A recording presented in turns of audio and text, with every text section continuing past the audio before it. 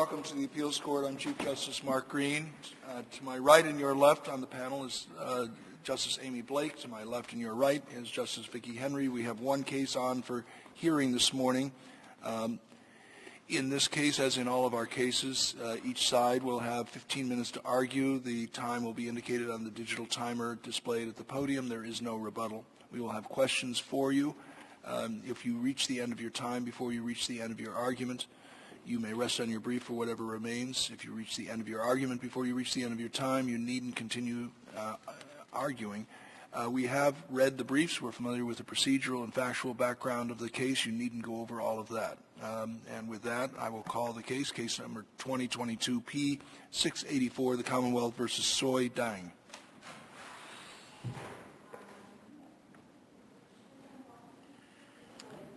Good morning, Your Honors. My name is Charles Allen Hope, and I am here representing the defendant and appellant SOI DANG. Mr. Dang, who was convicted of second-degree murder in this case, should be granted a new trial, and the Commonwealth should be limited at that trial to presenting a charge of voluntary manslaughter.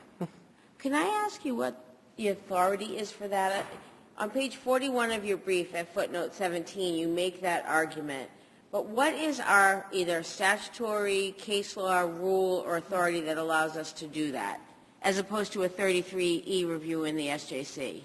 He's assuming that this court finds, as we argue, that there's insufficient evidence to sustain a verdict of second degree, then he's acquitted of that, and as a matter of double jeopardy, can't be tried as for anything else. Well, no, but now you're saying two different things. You're saying that if we conclude there's insufficient evidence of second-degree murder, he's acquitted. But in your brief you say if we don't agree with you on that, we should send it back, but only for voluntary manslaughter. And I haven't found a case or a rule or a statute that says we can do that. So you didn't cite one. I was looking to you to help me understand how we could even do that. It's my understanding, Your Honor, that where he was convicted of a greater offense, lesser included, but there is, we concede, sufficient evidence for lesser included offense, that he is, that in any situation like that, when you find that he is not convictable, there wasn't insufficient evidence to sustain the greater offense, the lesser offense is still available for retrial. If I understand it correctly, your challenge to the sufficiency of evidence does not go to the identity or the other elements of the lesser included, but only to the insufficiency of the evidence on the aggravating element of the absence of justification. Yes, Your Honor. Our argument is that there was insufficient evidence that the Commonwealth did not prove beyond a reasonable doubt that this was not a result of sudden combat. In fact, this is a textbook example of sudden combat. The two were together in Mr. Dang's apartment. They began arguing. With all due respect, it strikes me as a textbook example of a triable question of sudden combat, but you're free to make that argument, and we will certainly consider it. You have some other arguments that you'd like to address, right? Yes, Your Honor. There are two instances of ineffective assistance in this case, which we argue require a new trial. The first instance of ineffective assistance is the failure to move for a mistrial after one of the police officers testified to an alleged allegations of a sexual assault against a minor the day after the death of Ms. Randall in this case, which had previously been excluded and which were exceedingly prejudicial to Mr. Dang. Those allegations, pursuant to the affidavit from the trial counsel, he intended to move for a mistrial. For inexplicable reasons, he never did. It's our position that that failure was ineffective assistance. It fell below the standard of a reasonably counsel, and it seriously impacted Mr. Dang's case. There was a substantial effect on his ability to win his case. So I think the Commonwealth makes some suggestion that it could have been in the range of reasonable alternatives that counsel didn't want to draw attention to the improper testimony about the 16-year-old. What do you say to that? Your Honor, our position is certainly that it was unreasonable. It would have been an unreasonable strategic decision to say, I'm not going to do anything about this testimony that just came in. It's too prejudicial to make that decision. But Your Honor doesn't have to address that question because that's not the posture of this case. The posture of this case is whether it was an unreasonable decision, whether it was unreasonable to not move for a mistrial, having made the strategic decision to do so. There's nothing in the record that suggests there was a strategic decision to simply do nothing. The affidavit of trial counsel suggests that he believes that he in fact did do that, but it wasn't picked up in the trial transcript. It's possible that he believes he did do that, Your Honor. There's Is it possible that he did do that and it wasn't picked up in the trial transcript? I don't believe so, Your Honor. There's been no Was there a suggestion Rule from 8C effort to reconstruct the record? There's been no suggestion from the Commonwealth or the trial, either trial attorney that it was actually made. We have a separate prong of Safarian that suggests that in order to prevail on this argument, you need to establish that better work by counsel would have accomplished something material for the defense, or something like that, if I remember.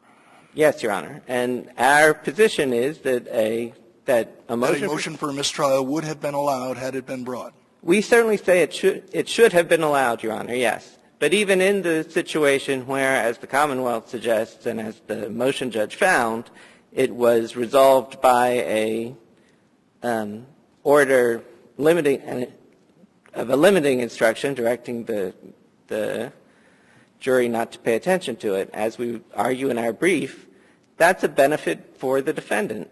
That's only a permissible resolution of the. It is a permissible resolution, but again, it is a permissible resolution that the motion judge, who was the trial judge, says that. Sorry, Your Honor, the motion judge was not the trial judge. Right, but the again, in my experience, a passing comment of this nature that is the subject of a motion for mistrial is rarely allowed, and a limiting instruction is the overwhelmingly favored response. And if that was the case, Your Honor, and they gave a limiting instruction, that was definitionally a benefit to the defendant. It's only permissible to give a limiting instruction if that cures the prejudice of the improperly admitted testimony. So if I understand you, you're saying that the judge could have given an instruction and that would have helped the defendant, and it didn't happen here. Our position is the judge should not have given an instruction, that it should have been, that there should have been a mistrial. Your first position is a mistrial, but assuming we don't agree with you. Assuming you don't agree with me on that, our position is certainly that a limiting instruction, which the trial judge found was sufficient to cure the prejudice, is definitionally a benefit to the defendant.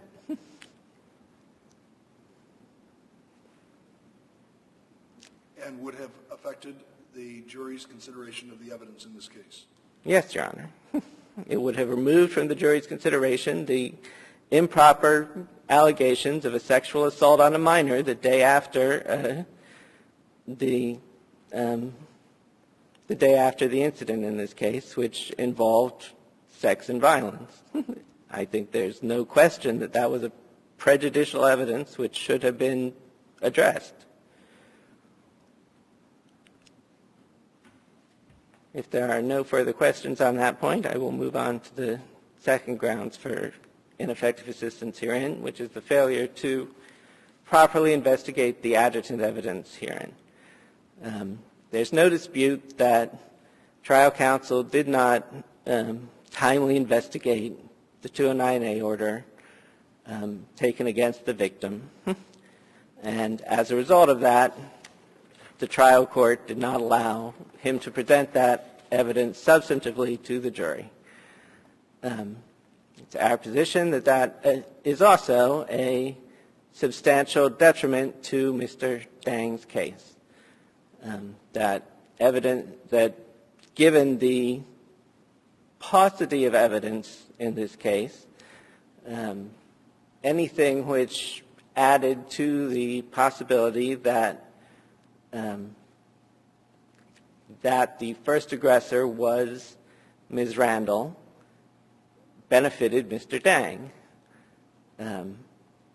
Given that was excluded as a result of counsel's ineffective assistance, failure to investigate, that was a... Characterizing that restraining order as adjutant evidence strikes me as a bit of a stretch. That's how the trial judge handled it, Your Honor. The trial judge's ruling on it is this is adjutant evidence, which I'm not letting in because it was presented as adjutant evidence, and the trial judge didn't let it in because he didn't think that it met the standard for admission of adjutant evidence. I mean, if you know, Your Honor, he said it didn't. He said it didn't meet the timeliness requirements of adjutant evidence. If you review his ruling as presented on page 81 of the Commonwealth's addendum, he says, in my view, if I don't limit this by a limiting instruction, what I'm doing is allowing you to put in specific acts of violence of the alleged victim for which proper notice under adjutant should have been given. I consider a threat to kill a baby and a threat to kill her boyfriend, which was an error. It was a threat to kill herself, as acts of violence. And so the only way this would come in would be under adjutant. I think that's Just to clarify, forget the mistake, who was the threat against? The threat in the 209A order was that Ms. Randall was going to kill the victim, was going to kill her child and herself. Okay.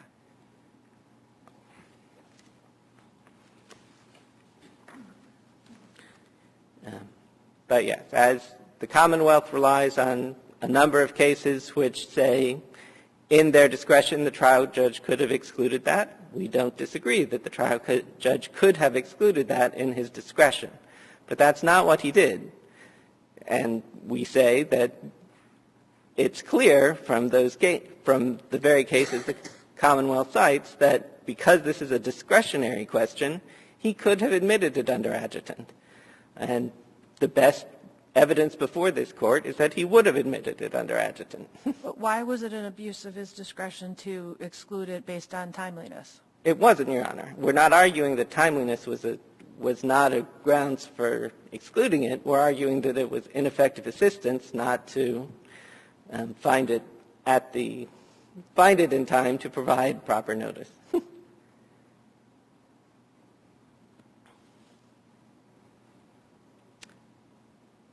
If there are no further questions on that issue, I also will address briefly the videotape, which was presented of the sex act between Mr. Dang and Ms. Randall, which was presented in evidence. It's our position that there was simply no probative value to that, and the prejudice seems clear. The trial judge was unable to... I would say there's no probative value to that. It shows her seemingly minutes before the murder, and, she's calm. And says he, Your Honor. There's nothing from that recording from which you can say anything about who might have been the first aggressor, which is what it's theoretically been put in for. There's no, I agree. But that wasn't the only issue. I realize that was an important issue from the defendant's perspective at trial. But there was evidence, was there not, that act, and more particularly the video presentation of it, constituted a portion of the motive. There was certainly evidence, Your Honor, that was part of what started the fight, yes. When you say there was no probative value, the sequence of events that in combination led to the fight,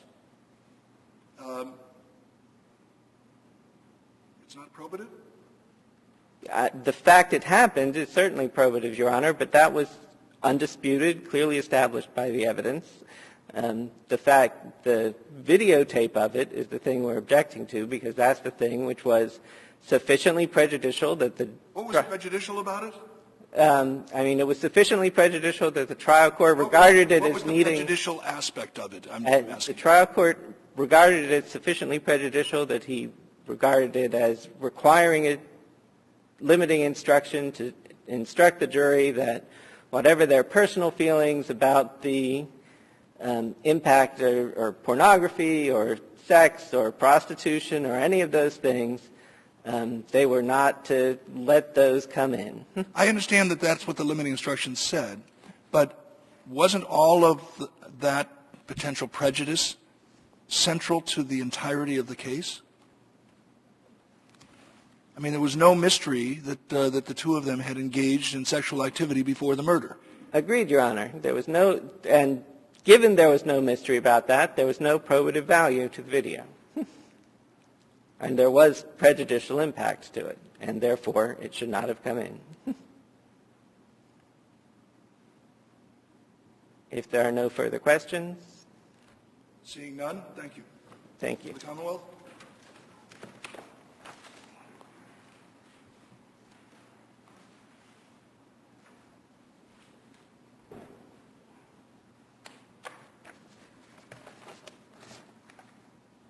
Good morning. May it please the Court. Johanna Black on behalf of the Commonwealth. I'm just going to start with counsel's argument, or my brother's argument, that Officer McDonald's unsolicited testimony about the other female friend involved in the incident, SW, being drugged and forced to have sex. I just want to highlight in that sequence of questioning and answering kind of what occurred and the prosecutor's reaction, which I think is could be indicative of how maybe the jury, if they heard that full answer, would have interpreted the answer to mean. So in questioning, the prosecutor asks, did you tell the defendant what statements SW had made regarding an individual in his home? And the officer answers yes. And then what were those statements specifically about that individual? And the answer, as you know, is the statements that were made, SW passed on, was that she was drugged and forced to have sex. And then the prosecutor says not about her, just about the individual, the separate individual in the home. And then the officer goes on and says something completely unrelated to his prior answer, which is that she couldn't come over right away because he had to clean up the blood because he had killed someone last night. So the prosecutor even seems to interpret the officer's answer, and she's doing this in front of the jury, to mean that he's talking about SW solely unrelated to the defendant, unrelated to what the prosecutor is trying to elicit about the defendant. But why, I mean, I understand that, but why would you go back and tell the defendant that SW said she was drugged and forced to have sex unless he was the one who did the drugging and the forcing? Because otherwise you're just kind of blabbing, and nobody's thinking police officers are just going to some random guy's house and telling him about somebody else committing a crime. Right, so you're concerned what the jury would think about the officer thinking. Right, I mean, I this know it's is brief, but what the you know, answer is. you drugged somebody else and raped them. I mean, that's very brief in a multi-day trial, but it's Right. devastating. Well, is it reasonable to infer that the officer, could the jury have inferred that the officer was talking about what SW was telling the defendant about another person, or about what had happened to her, but not that the defendant had done it to her? Let's back up. Is there any strategic reason why counsel would have not moved for a mistrial? I think based on the fact that it was a very brief, seemingly unresponsive answer. The jury wouldn't know about it if he moved for a mistrial. He could do that at a break. Well, you're basically asking for the prosecutor to elicit an improper answer at the new trial to then correct it. The only time a new trial would be, I guess you're saying, and I guess I'm getting confused. So with the new trial, you're saying that testimony would not come out. Right. And you wouldn't even worry about a curative instruction. The first thing we look at is whether there was some strategic reason, and I'm not seeing a strategic reason. He blew it. I don't think you get to a mistrial unless the judge finds I'm not saying the judge would have granted it. I'm just saying, why is there any strategic reason why a defense counsel would not at some point move for a mistrial? Because I'm not seeing one. Right, because I think in the trial judge's consideration, limiting instruction would come before granting of a mistrial. And a defense attorney doesn't want... Get to the question of why counsel wouldn't make the request for a mistrial. Because he doesn't want a curative instruction. Couldn't you do that when the jury was not in the room? Couldn't he decline it? To give a curative instruction, just grant a mistrial? No. I'm saying if the if the judge says, I'm going to give a curative instruction, the defendant could say, I don't want you to. And then the judge is going to do what the judge is going to do. But I just don't understand, why would a defense counsel not at least move to get, because the evidence is pretty damning. So the judge could say, I'm not going to. So basically after that sidebar, the trial would just proceed the same way it did. Yeah. So then the defendant's in no better place by doing that. And the defense attorney was smart and thought steps ahead. Because the judge could have granted a mistrial and gotten this devastating evidence. Based on this brief, an entire murder trial that's days long, with lots of evidence, overwhelming evidence. And rapes a minor child? That's not what the testimony was. Well, I think they know who SW was, and the testimony was that she was drugged and forced to have sex. That's raped, right? Right. But the jury understands her as going to the defendant, seeking out the defendant as a safe, comforting place. She's going to him when she's on the run. You know, she sought, essentially in their eyes, comfort and security, a friend in him. So why would the jury think, oh, he's the one that drugged and raped her? Especially when she's there with the defendant, seemingly fine when the police arrive. Because the police are telling him she's saying this. Like, I don't think the police generally just tell people random information. They tell them things often that they're accused of doing. Okay, leaving that aside, the defendant relies on Commonwealth versus Lavin and cites it as reversing a conviction where a police officer's testimony, unsolicited, as is unsolicited in this case, violated in that situation a Commonwealth's agreement to avoid certain evidence. Here I think we have a judge's ruling, and you don't respond or explain why Lavin is distinguishable. So could you let us know why you think it's distinguishable? Yes, I'm sorry, I'm going to take a minute. I did write some notes about that case when I was reviewing. Just want to find them.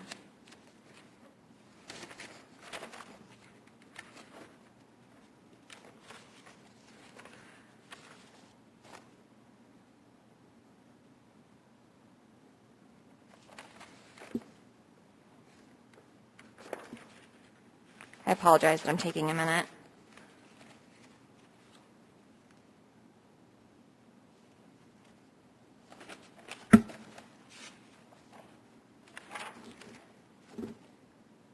So in Lavin, it's different because it wasn't an ineffective assistance of counsel claim. The issue was raised by the defense attorney, and the judge allowed the testimony to stand. So it wasn't a tactical decision that the court was analyzing.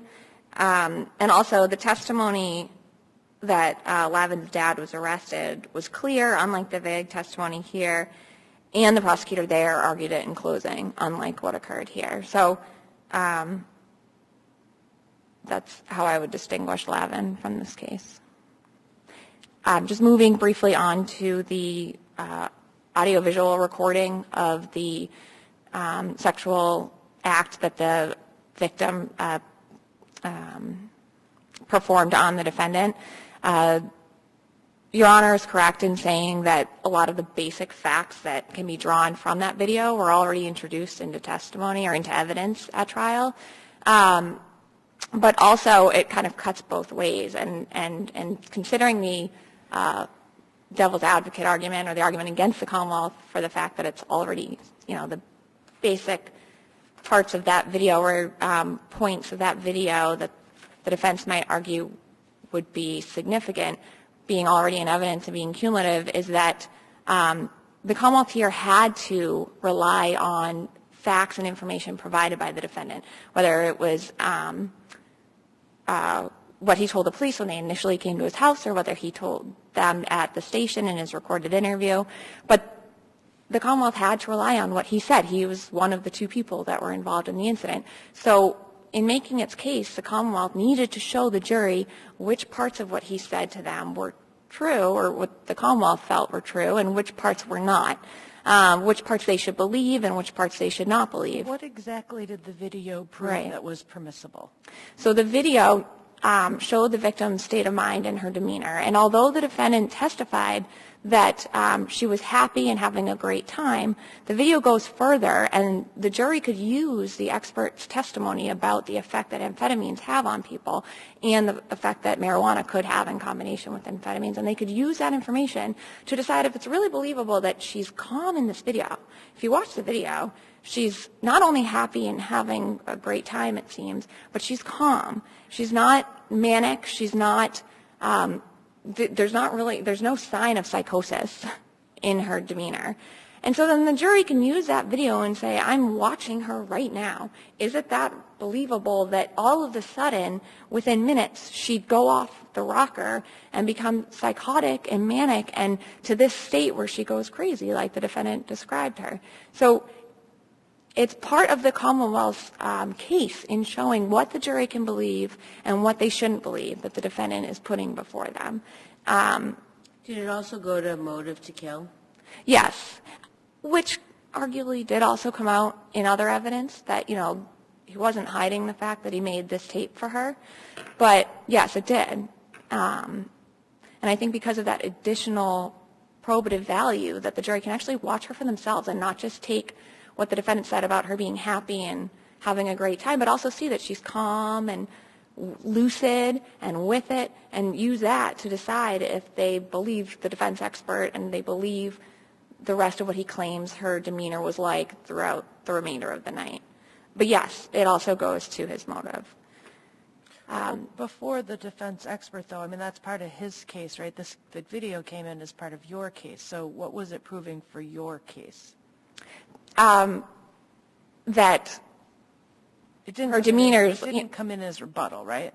No, it came, no, but I think it was clear that the defendant was going to try, as the trial progressed, even before the defense expert testified, it was clear the defendant was going to assert a self-defense argument or claim. And the Commonwealth, in knowing what the video showed, it's still relevant, and then it shows her demeanor being calm and lucid. There were amphetamines in a toxicology report, so the Commonwealth knew that those were in her system, and a possible argument for defense to make. We had asked the Commonwealth's medical examiner about the effect of amphetamines and marijuana. So, you can kind of use the video. The Commonwealth could use the video to kind of cut against the defense expert and the defendant's use of his expert's testimony. And with respect to the restraining order affidavit and the Commonwealth's closing, just because the restraining order affidavit was coming in solely as impeachment evidence doesn't mean that the prosecutor couldn't argue why it wasn't telling impeachment evidence. And that's all she was doing by, pointing out the date that the order was issued and the fact that, the reasonable inference is that the victim couldn't be there when it was issued.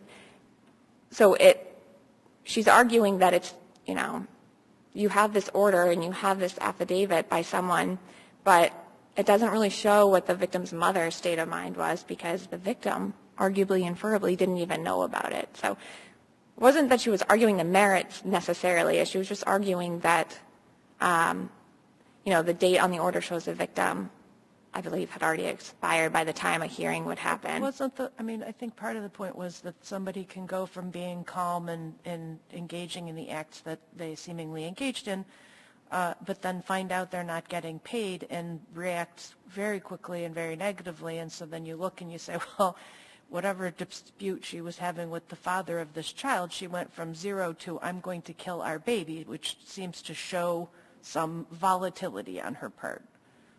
What's your response to that? So you're saying that it was relevant as adjutant evidence? Yes. I'm asking, yeah. So I think there's two aspects of the adjutant issue. Does this qualify as evidence that a judge could consider under his or her discretion to admit at a trial? And, the Commonwealth argues threats of future violence are not past specific acts of violence. And I'm still reiterating that argument. Additionally, even if threats of future violence would qualify as adjutant evidence, it's still in the trial judge's discretion whether to admit it, if it makes sense, if it's probative on whether the victim was in fact the first or initial aggressor. And here, and under the Draconic case and the Gaynor case, the incidents were not similar, so they're not probative on how she would have reacted here with the defendant. And there's extremely likely chance it's more, it's very, very, very unlikely, I think, that at a retrial, a judge using his or her discretion would admit that evidence, even if he or she found it to qualify as a past specific act of violence. And again, just Judge Moriarty, the trial judge's speaking about the issue was, you know, as my sister or my colleague for the Commonwealth had argued, it was before he really had the breadth of case law. It was just conversation when the issue first came up. The adjudant evidence sort of goes also then to the ineffective assistance of counsel issue. In other words, here we know that the trial court said he would have admitted the 209A evidence, whatever you want to, whether it's adjudant or not, and he excluded it because of a discovery violation. And so I think the defendant is arguing that where the Commonwealth, even if it wasn't the prosecutor's fault, violated the order not to bring in the drugging and raping of a minor that apparently didn't even occur, that tells us that had the defendant moved for a mistrial after that testimony, that the judge would have done something. Because, I mean, if he's going to really ding someone on the time, then when you have this testimony come in to trial, that the judge would have done something. Well, I think, so my understanding of the sequence of events in the trial was that the Commonwealth didn't need to provide the judge with the case law that shows it didn't actually qualify as adjudant evidence, because the issue kind of became moot, where the defense attorney had been arguing from the start that he just wanted to use it as impeachment evidence, that he wasn't using it as adjudant evidence, which suggests that he had thought about it, considered it, analyzed it, and he himself did not want to use it for that purpose. So even if the argument had changed and he did want to use it for adjudant, which at some point he does say vaguely that he wants to come in substantively, but I don't recall him actually saying that he wanted it to be adjudant. But the judge was saying, I think this is backdoor adjudant evidence. If the you're assuming that the prosecutor wouldn't try to provide the judge with case law that shows, now if you are actually going to make a decision on adjudant, if this is going to be the, I think if the prosecutor realized that this was becoming an issue again, that the judge was actually going to consider admitting it under adjudant, and it was a live issue, she would have provided case law. So we don't know what the judge would have decided had he actually taken the time and analyzed it under adjudant. It just may be that I'm on a bad luck streak, but this is yet another case where the defendant makes an argument, I'm going to say in this case Commonwealth versus Lavin, and then the Commonwealth just doesn't respond, and so then we get an answer at oral argument when he can't file a reply. So it would encourage your office, if the defendant is relying heavily on a case, that you actually address it in the brief. Which case? I'm sorry. I did. You did here. Oh. Not in your brief, and so then we don't hear from him. He's done. He can't get up again.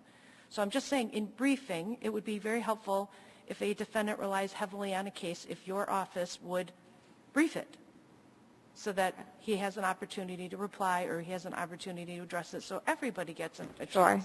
Sorry about that. Thank you. All right. Any other Unless there are further questions, we'll conclude the argument in this case and take the case under advisement. Okay. Thank you, Honors.